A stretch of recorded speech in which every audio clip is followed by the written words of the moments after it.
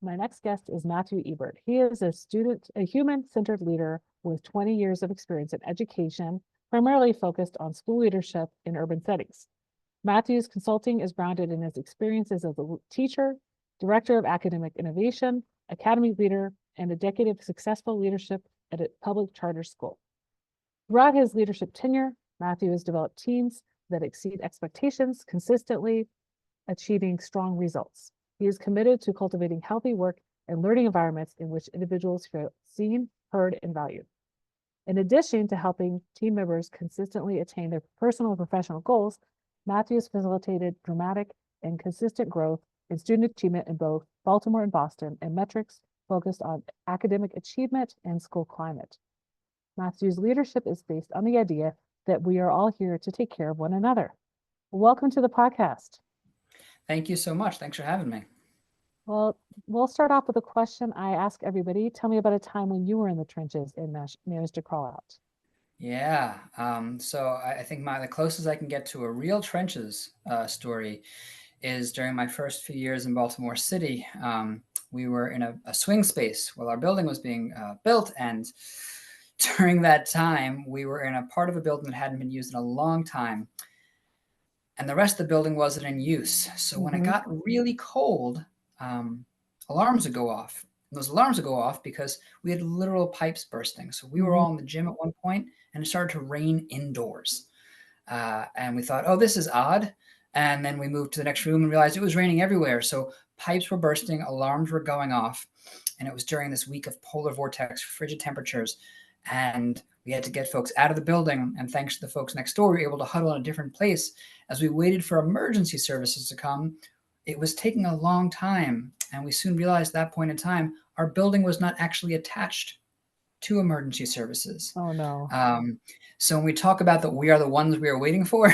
Yeah. This is a real situation of another school showing us kindness and giving us a safe space, and then connecting with folks at the city and the school district. Be like, hey, we're out here. We've been in this building for a while. We're not connected to anything. Yeah. So getting out of the trenches there meant literally getting out of the space that was not safe Yeah. to be in, and making sure that people knew we were in that space all the time. I think that's the most physical in the trenches story we have. It's a funny one to look back on. Yeah. And during the time, oh boy, um, without good folks surrounding us and kind folks near us, we would not have been able to get out of the trenches in that moment. Mm-hmm. Mm-hmm. Yeah. No, it's great when you had people that were able to assist in that, and then you didn't really know that it wasn't attached to emergency services until that happened. So, Yeah, sometimes you don't know how deep the trenches are that you're in. yeah. Yeah. You also had another story that you wanted to share about the last few years as working as a principal. Yeah, given the app name of In the Trenches podcast, hopefully over time with the right people and the right work and the right systems, things get better. But we stay in the trenches of the work, right? We Yeah. simply, mixing metaphors a bit, but like move the goalposts on ourselves as we get better. And I think after about year 4, we began to really dig out of this trench mentality into like, we can go see higher now. We can see systems at play. And so this piece for us, I mean, really changed as we did the work, and we began to move out of the trenches with the idea of, if we're doing a better job, not just pushing full speed all the time with kids, but Mm-hmm. creating opportunities for our staff to be whole people, Mm-hmm. right? Creating a culture that says, you matter and we want you here. And we're going to do our best to be as flexible and accommodating to you as possible, and that you can bring your whole self to work. If we focus on this culture of care, it really moved our school, the academics, the achievement, the engagement, out of that trench work, out of like, we don't have to keep doing the same thing. Mm-hmm. And that realization and creating systems where we got to have adult voice and say, like, you get to come in and have a bad day because you're a full person, and we can recognize that and create opportunities to chat and discuss it that weren't performative. Mm-hmm. That work moved our school forward. And when I left at year 10 for me, or after year 10, we were not the same school we had been. We were not the same people, and we were far, far from the trenches. Mm-hmm. Mm-hmm. Yeah, and now you have moved into consulting. So you spent the decade at the middle school level as a principal, and talk to me a little bit about just your move into consulting and what you're thinking of doing as a consultant, because this is a pretty recent move for you. Um, Yeah, I jumped out of like different trenches and into a new one.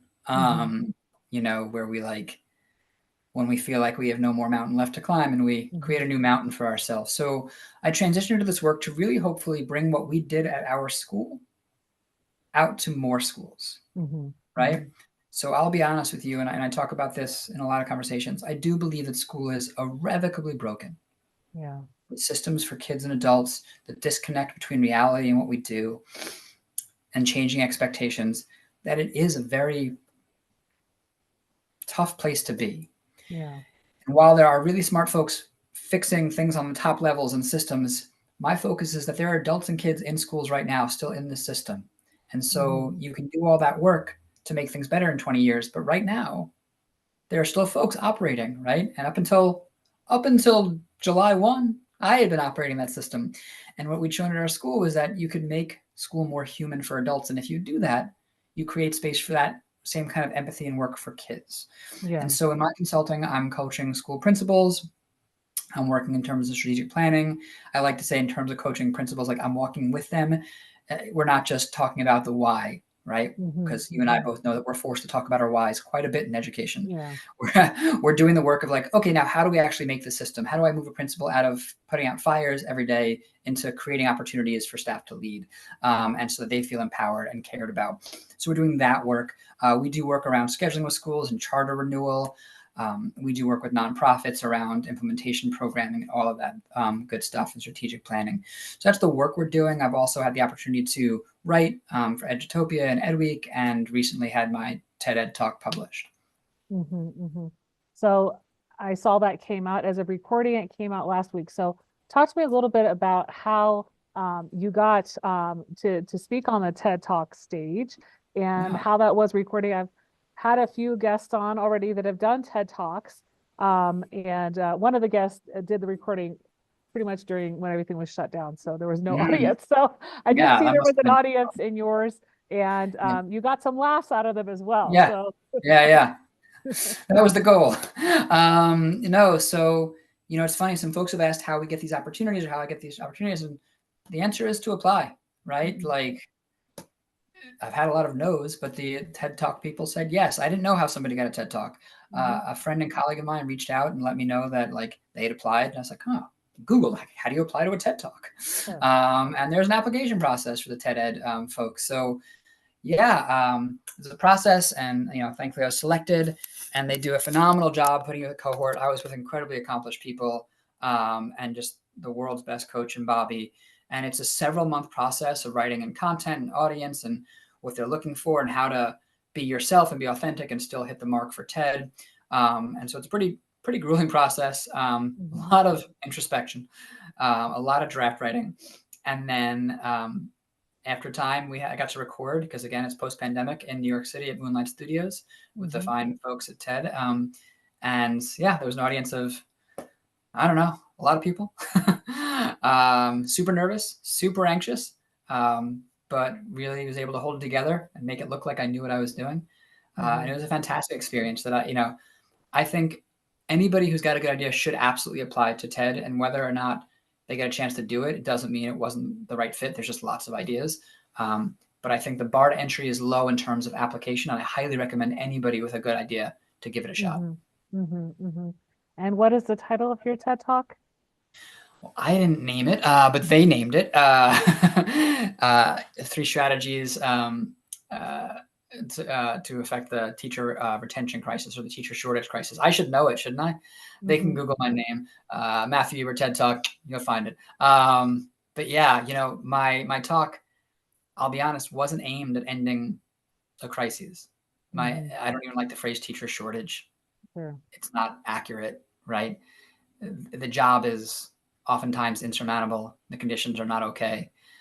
My hope is that people who listen to it have the idea that, like, in any organization that has people, there are ways to do this work where we can get to treat them like full people. And if we do Mhm, that, they'll be happier, stay longer, and be better at their jobs. yeah, yeah. Um, and that's what I think like the message is. Like I watched that and how Just simple things that principals can do. I wanted to talk a little bit about also things that you kind of figured out after having been a principal, maybe your first 3 years. We all know that just like teachers, principals tend to make rookie mistakes. So, what are some of the things that really stand out to you now looking back on things that you could have done better those first 3 years? Yeah, a lot, a lot. Thankfully, I got to be surrounded by incredibly smart folks who were Hmm. smarter than me, better than me, in so many ways. But I think the mistakes I made, that I would argue are fairly common, is being so reactive. Yeah. Right? It took at least the first year, if not the first three, to get out of the stage of like reacting to whatever was coming Hmm. versus planning for it. And there are some things that you can never plan for, Yeah. right? I always tell the story of, listen, there was one year where one kid who was super wonderful stood on a urinal. He's just a goofy kid and Yeah. broke it. And it took us like an hour or two to figure out what had happened. I can have all the plans in the world. I can't plan for somebody standing on a urinal talk to his buddy. That's just not something I can plan for. Yeah. So there were things where, you're always going to have to be reactive and figure it out. But the systems in place, I think I came in and needed to establish some foundation of safety and order because there was an administrative shift. So there's a lot of change. And I absolutely could have been more human centered in the beginning, Yeah. but saw it. I came from a culture of data. I came from Yeah. a culture of watching everyone work until they burned out. That is what was modeled for me. That is what I saw. And Yeah. that is what I modeled for others. Right. Um, and so I think the modeling and the pushing and the providing more opportunities to breathe would have been Hmm. great if I could do them. And Yeah. unfortunately, I wasn't able to. I'll be honest, I'm not sure I would change the first 3 years for myself for Hmm. learning, but I Hmm. would definitely change it for the experience for some other stuff. Yeah. Yeah. Maybe like you said, taking care of staff and, really what your talk is about. Yeah, but it's one of those pieces where, listen, we talk about in the trenches, those first couple of years in that swing space, the day before school started and the basement had flooded, and my wife and I are out there dumping buckets of water out Hmm. of the room. The staff is coming the Sunday before, and we praise that passion and that commitment. Yeah. But in reality, that's not what we want to be doing, right? Like in Yeah. reality, we want to be making sure that like staff is at work when they need to be at work and not when they're not. Yeah. Yeah. No, that's true. So you talked a little bit about writing as well. So you published 3 times in Edutopia. Would you like to highlight one of your articles to talk about? Sure. Yeah. So I've had the good fortune. I started this adventure really in October and gotten to publish in Edweek 3 times and Edutopia twice. Okay. Um, in Edweek, the 3 pieces. The first one is 10 years of learning and creating a culture of care.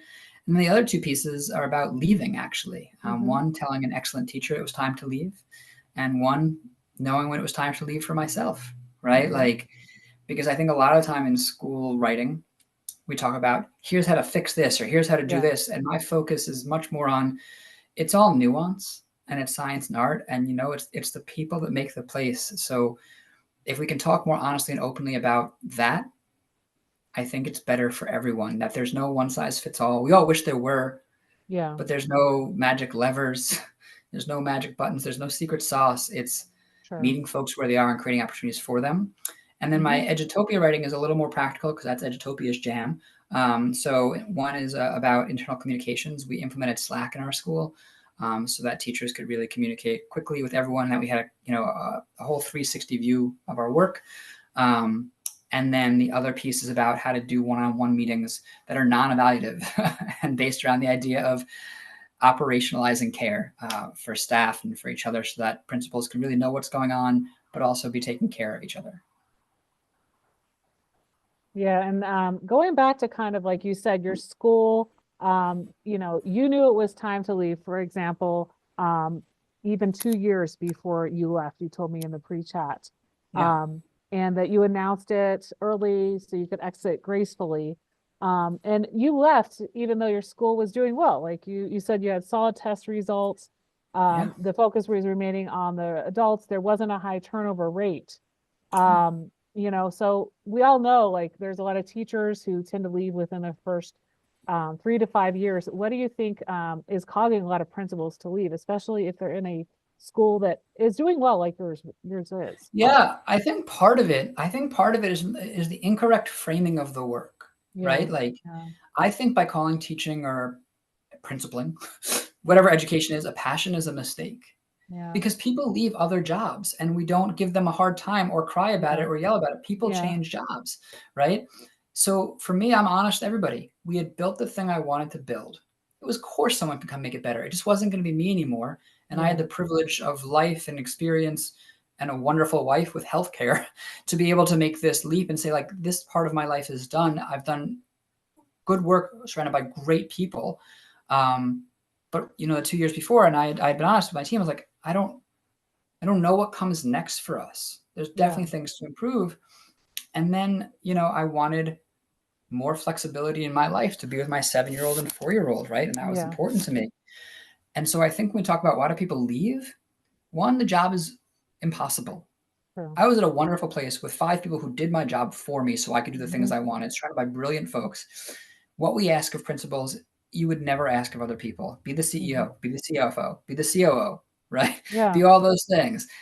It's the same that we do to teachers. It's too much. So I think the question shouldn't necessarily like, why is everyone leaving? It's like, why is the job causing folks not to want to stay? Sure. That's a good Right? question. Like, Yeah. if you or I are 23 or 24, and I'm honest about this, 20 years in education, but I can go make as much money doing something else where I can go and have coffee and be a Hmm. person, right? Yeah. Like why would I choose this world? Hmm. It's a Yep. rough question, I know, but it's a job. It shouldn't have to be a passion. It should be a livable job. Yeah. Yeah. And that's like you said, a lot of the focus has been on people's why. However, it's also about like retaining, like what can the bigger picture do? What can the HR departments do? What can, the district leaders do to make people want to stay, to make the Right. conditions better? Not like, yeah, we have to have test results to, identify if we're in need of, state intervention, those types of things, to have some data.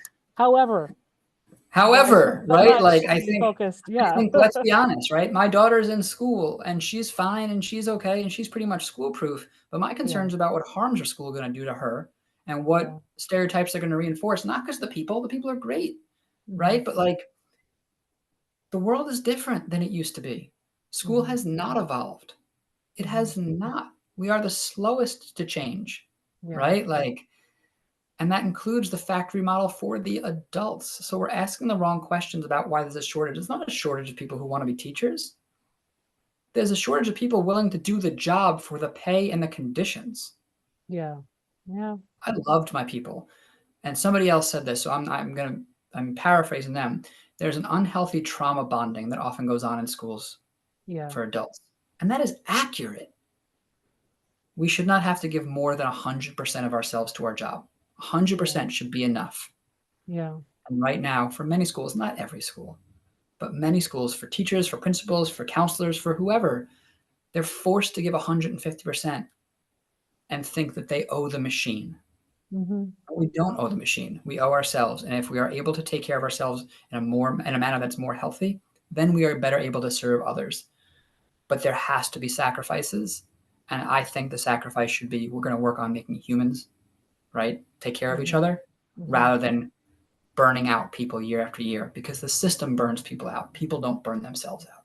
Yeah. No, I totally get what you're saying then. I think that's a good point. A lot of people aren't making that point. It's just we're talking about burnout. We're talking about why people are burnt out. But the truth, it's about this factory model. It's about the changes that aren't being done, whether it's at the state level, the district level, or the building level, Right. right? So, Yeah. um, And I don't want their jobs. Be really clear. Those people have got yeah, tough jobs. I don't know how you change it and make it real or make it more livable. I yeah, I'm not forgive me, I'm not the guy who's trying to scale everything. yeah, I want to go make this place better because we can do that because there's no bureaucracy there to make things better if there's just one yeah. person, who can do these things. But it's not burnout, man. It's exploitation. It is exploitation of labor that says you should have to work 8 a.m. to 8 p.m., that you should have Hmm. to call these families, you have to do all these things all the time with no time for yourself or to breathe. Yeah. And we do it when we know that other countries have figured out it's actually not more time in front of students that staff. needs. Mm-hmm. It is literally more time to breathe, reflect, eat lunch, and use the bathroom. That's what makes better teachers. Yeah. Yeah. And So honestly, that's how you get out of the trenches, right? Figuring out how to do that for your team so they can stay longer, you retain your good people, and your school improves. yeah, no, I mean it's not a hard formula. It's not a hard It's formula. but it is under the constrictions, right? And that's something I'll see it. I worked at a charter school, like, and I had more freedom, right? Like, and I'm not necessarily a Yeah, guy who's pro charter or anti charter. I had more freedom, yeah, and that matters greatly. yeah, yeah, that's true. Um, so you're now doing some consulting and coaching. So talk to me a little bit about some of the things you would offer clients. If you would come out and do PD, or if this would be more virtual one-on-one coaching, what does that look like? Yeah, so I'm a big fan of like embedded coaching, right? Like long term. I'm always happy to like come out and check things out or somebody in our team. And there's some things that are one or two off, right? Hmm. Improving scheduling, that is not need to be an ongoing relationship. Yeah, But the work that I do with coach or coaching principals or coaching school leaders is a lot more like the one-on-ones that I wrote about in Edutopia, where it's what's the aim, what's the goal. Right now, I'm working with sure. a second year principal, a ninth year principal, a sixth year principal. Right, it covers the gamut.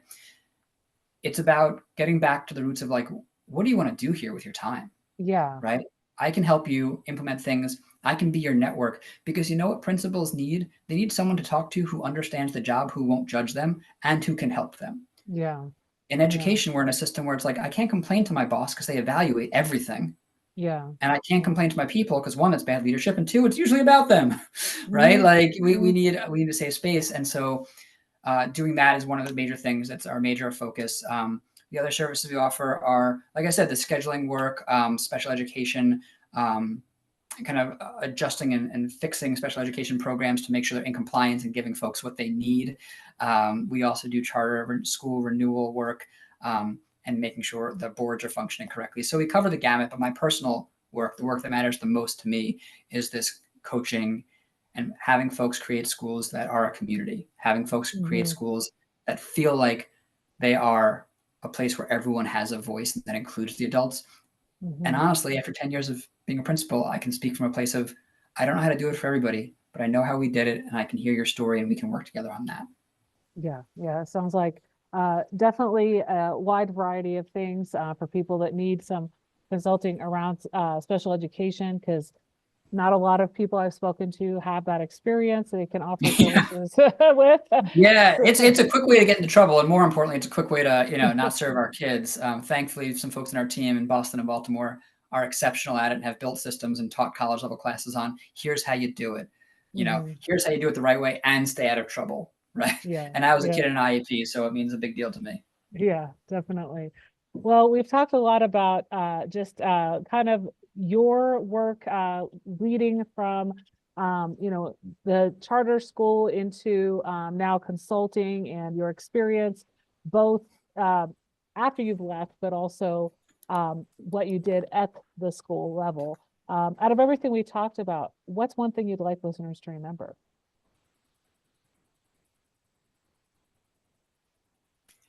I think the simplest thing that I'd like folks to remember is that the person across the table from you, whether they're a teacher, principal, whatever their job is a person. Yeah, And they bring a lot with them wherever they go. yeah. And so if we can do a better job taking care of each other, the rest of it will fall into place. Hmm. Yeah. That's really important to remember. Where can people connect with you and find you online? Sure. So most active on LinkedIn, which you Hmm. can find me, at Matthew Ebert or the company at Ebert Educational Consulting. On Twitter, or I guess now X, it's Ebert Education, and Instagram at Ebert Educational Consulting. And the TED Talk is up on TED.com if you look at Matthew Ebert. Okay, well, it was great connecting with you and learning more about your services and your experience also. So I was really happy to have you on, and good luck in future work that you're doing with these leaders. Thank you so much. Thank you for the time. I appreciate it.